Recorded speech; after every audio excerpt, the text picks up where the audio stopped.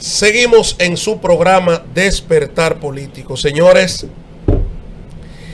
como los ánimos han estado en la República Dominicana bastante caldeados con estos temas, y es una estrategia muy buena del gobierno, porque así la gente olvida los problemas naturales que les ocupa. Yo he querido y me he preocupado siempre por orientar a la población dominicana ante este desastre. Ahora nos hemos entretenido entre Quirino, ahora nos quieren entretener con Quirinito, por ejemplo. Aquí está, caso Quirinito, 8 años burlándose de las autoridades. Ahora todo eso se trae por la greña y yo quiero preguntar, ¿los problemas para cuándo? ¿Los problemas del país para cuándo? Porque que este partido que gobierna entiende que todos los problemas se circunscriben a su organización política. Voy a poner un ejemplo. Aquí está el periódico El Nacional de ayer. Vices no han logrado ser presidente de la República Dominicana. En 60 años, 8 vicepresidentes han sido precandidatos, pero solo 3 han logrado la nominación: Francisco Augusto Lora, Jacobo Magluta y Jacinto Peinado. Todo esto es la respuesta a esta primera plana del pasado fin de semana del periódico El Nacional, que dice: Raquel Peña anuncia buscará candidatura presidencial del PRM. Y yo quisiera preguntarle, a propósito del inicio de este comentario, ¿los problemas para cuándo? La solución de los problemas para cuándo. ¿Qué hacemos con el país? Pregunto. Bien, Raquel Peña, Wellington Arnaud, el diablo y su hermano, todo el mundo está aspirando en el PRM. ¿Y los problemas del país? Los problemas del país. Señores, en esa misma primera plana hay una muestra de que aquí no hay autoridad.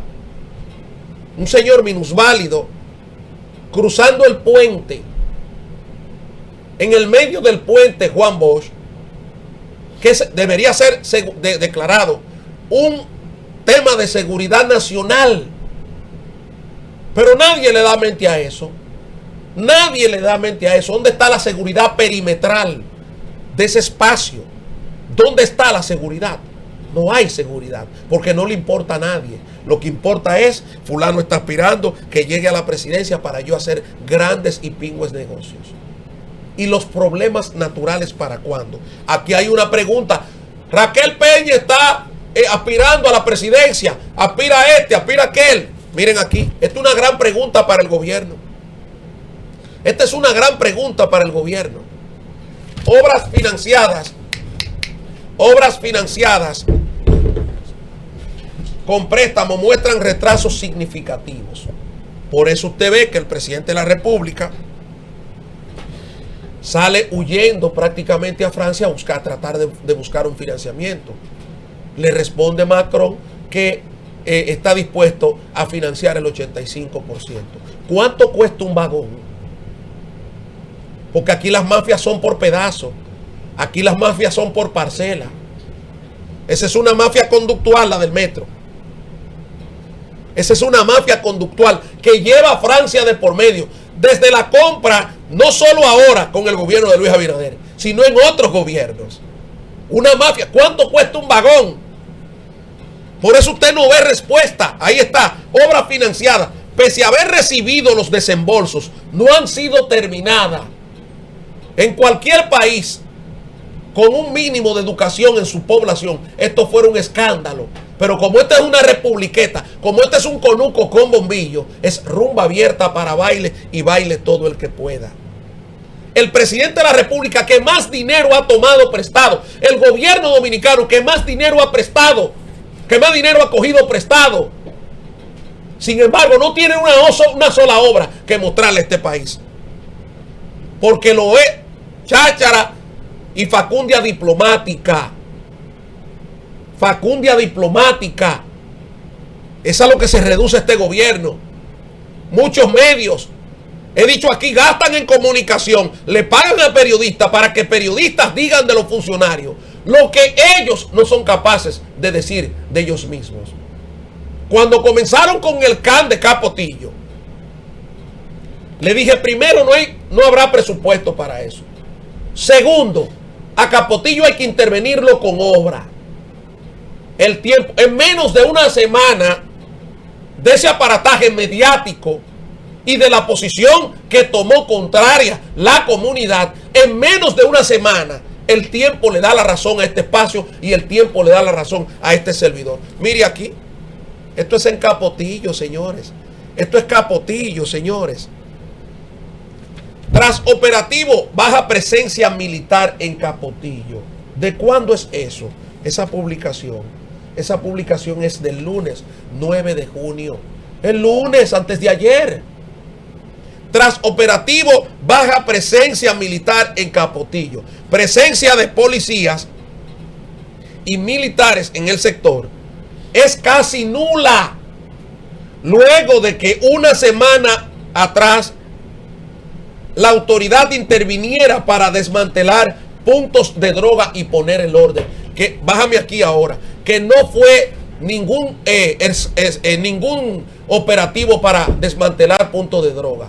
Fue negociar con una parcela que vende drogas en contra de la otra que está operando. Oigan lo que estoy diciendo, que yo no hablo mentiras. Y principalmente en este tema de narcotráfico. Y no me gusta esta farándula diaria, barriales de narcotráfico y esas cosas, porque no trato, hago pedagogía política con el tema. Pero eso fue lo que ocurrió. Una banda persiguiendo a la otra, utilizando a la autoridad. Eso fue lo que tuvimos en Capotillo recientemente. No más de ahí. No más de ahí. Y quisiera que alguien osara en contradecirme con lo que yo estoy diciendo ahora.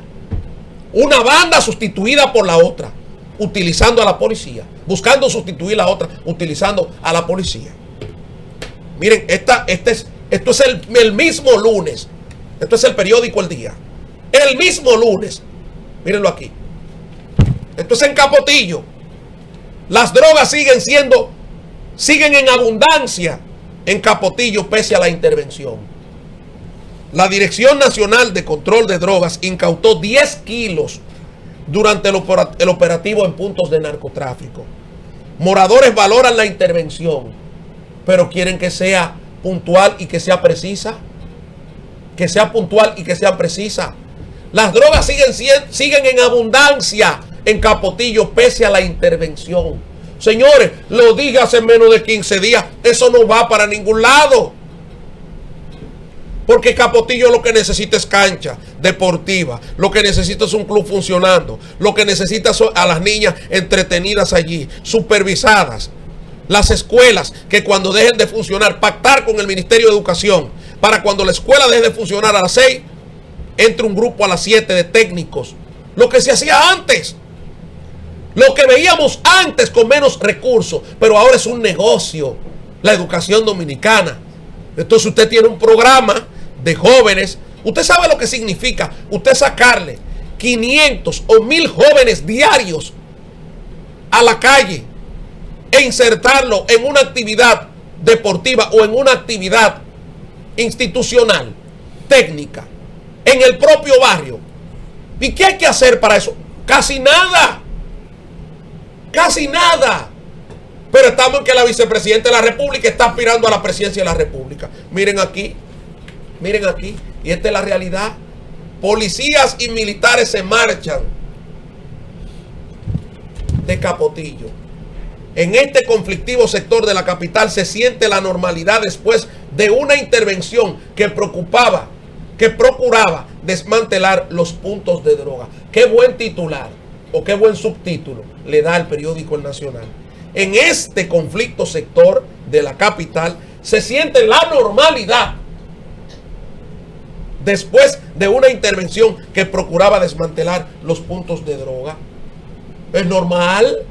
Es normal, porque se mueve todo un comercio subrepticio por la venta de drogas. Pero no solo en Capotillo, en todo el país, en todos los lugares, una economía subrepticia. Y esa economía hay que cuidarla. Ah, pero la vicepresidenta de la República está aspirando, ella es precandidata presidencial. Ah, pero tenemos a Wellington por allá violentando todo tipo de leyes y está nítido, no hay ningún tipo de problema. Y tenemos al otro y a aquel y a este y a aquel, a todo el mundo jugando. Y los problemas del país.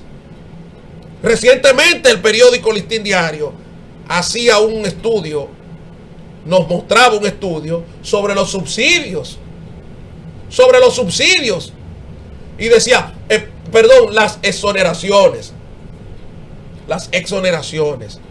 Decía que los legisladores y que hasta la iglesia se beneficiaban del tema de la exoneración.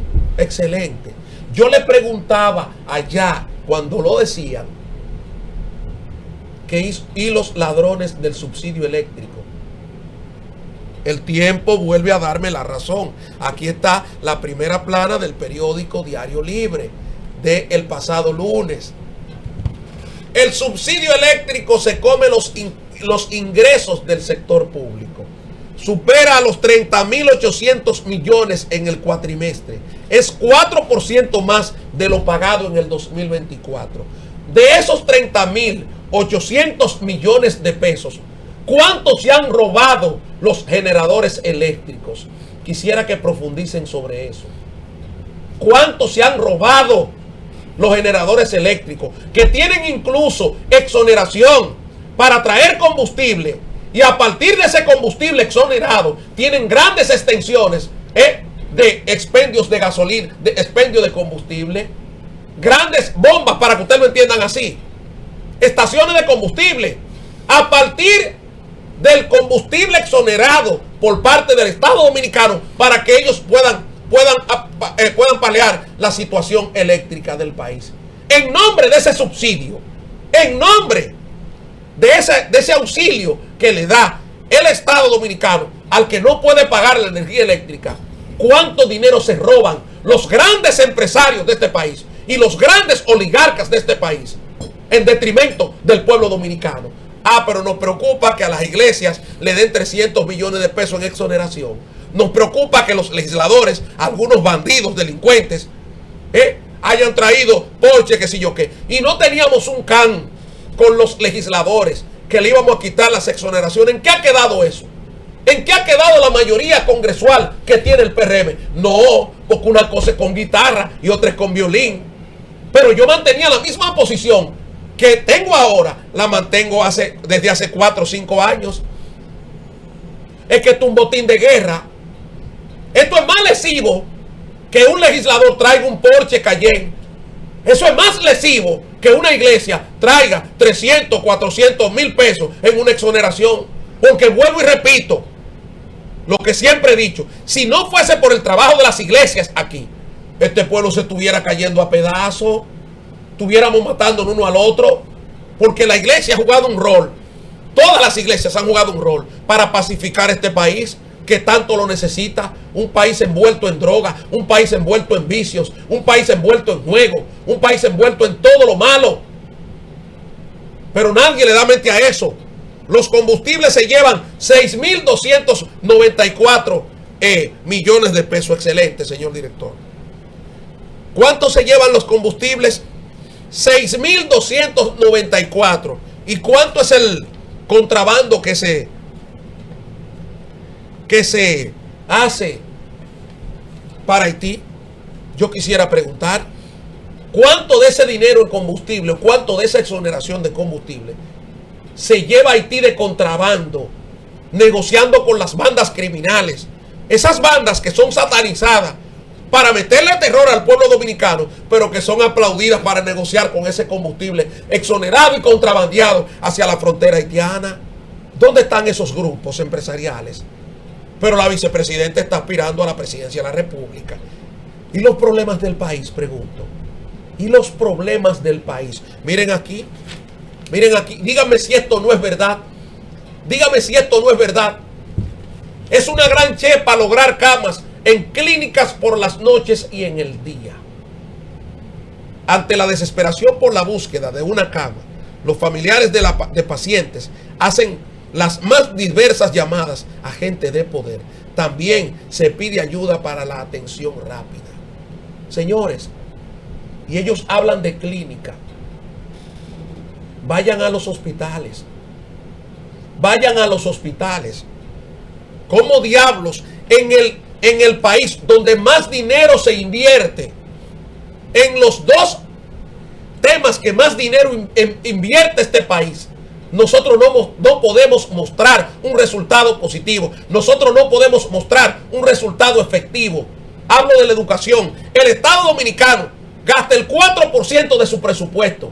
Y en salud pública gasta el presupuesto mayor, después del 4%, lo gasta en salud pública. Ni tenemos buenos resultados en educación, ni tenemos buenos resultados en salud pública. Y ustedes me dicen a mí que no le diga que esto es lo que necesita Macari Fuete, que este país necesita volver al imperio de la ley.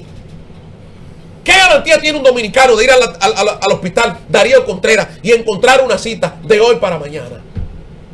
¿Qué garantía tiene el ciudadano de ir al hospital Luis Eduardo Aybar, a la ciudad sanitaria Luis Eduardo Aybar, y encontrar? ¿Ustedes saben por qué no lo encuentra? Porque quieren entregarle los hospitales públicos, la parte que sirve, a un grupo de agiotistas y usureros, para que ocurra lo que ocurre diariamente en la Plaza de la Salud, que era terreno del Estado. Se construyó en terreno del Estado lo que era el hipódromo Perla Antillana.